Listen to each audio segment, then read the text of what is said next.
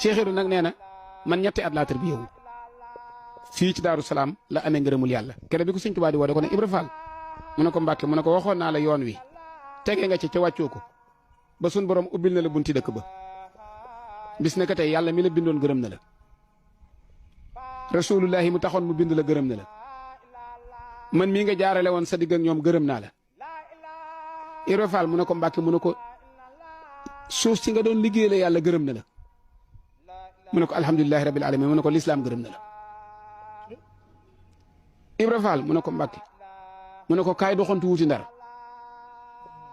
kaay doxantu wuti ndar Cheikh Ibra génn nag mel na ko gëlëm daa di takki bagaasam maam Cheikh Anta daa di ñëw ci moom nga Cheikh liggéeyal naa leen ba sama doole jeex ngeen sànni ma fu ma jëm ndar lu fa xew mu ne ko daa am lu la fay seetloo ji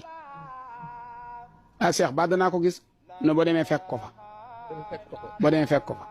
maam Cheikh Ibra ndakate booba Serigne Touba xam na ne ndar la jëm si ndax dana dem ci géej gi te balaa ñëw ndar Cheikh Ibra war naa xam pexe tubaab yi xam lañ fa nekk Serigne Touba yebal na ko fa mu dem fa 1888 mu ne ko Cheikh ndar lu ma fay wuti